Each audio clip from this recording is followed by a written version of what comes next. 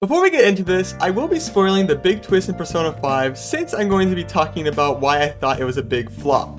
So, if you have not already, please play Persona 5. It is a phenomenal game and has been my favorite since I first played it.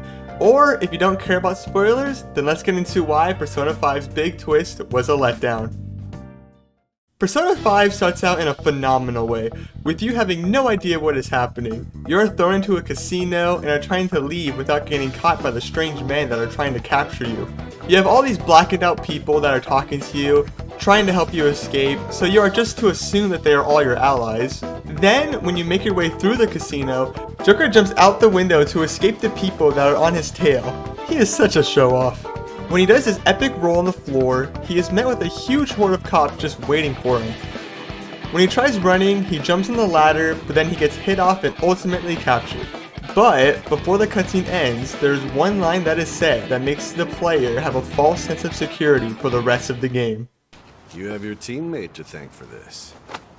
You were sold out. This is the line that made me think, as I was playing the game, that someone that you recruit is going to betray you. You then go on to get all these amazing characters as party members who join the Phantom Thieves. All the characters have their own tragic backstory and motivations to change all the rotten adults in the world. When playing the game, I was thinking, who is going to betray me? I just really hope it's not Ryuji since I love him the most. Then, when you finally make it to the casino palace in real time, Akechi joins your party. For context, this character hates the Phantom Thieves the whole game. Whenever he shows up on TV, he is always talking about how they are injustice and how he wants to find them so he can capture them. So when he joins the team in the palace, where you get betrayed, I was kinda let down. The entire time I was in this palace, I thought that it would be a complete plot twist if he wasn't the one who betrayed me. So when you get to the end of the palace, you then do figure out that Akechi was the one who betrayed the Phantom Thieves.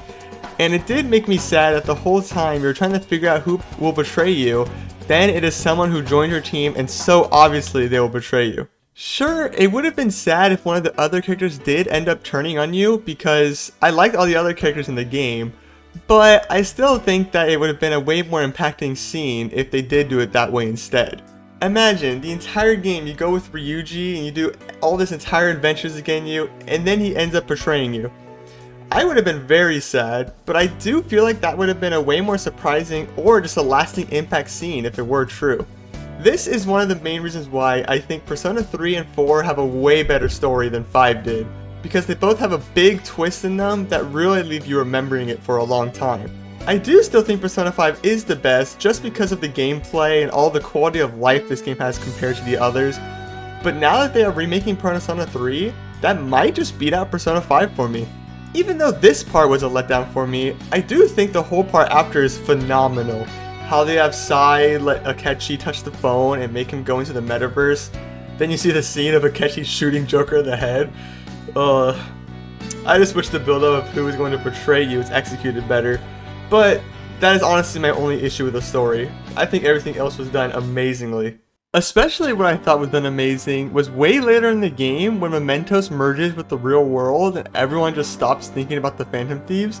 The part where they start disappearing on the ground is an amazing scene.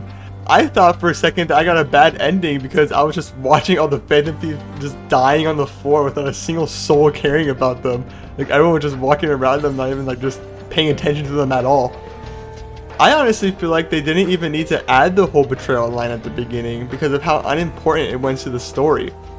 They make you think that it is going to be a big point when you get there, but honestly, in that moment, it is the most least important thing. Like, there's so much more other just important story points that you need to focus about rather than just Akechi betraying you, even though you're gonna know that he's betraying you even when you're doing the palace. Unless they just wanted to use that line to try and hook you to get into the game. But honestly, even if they didn't use that, just doing the whole combat and just how the game started, I would have got hooked anyway.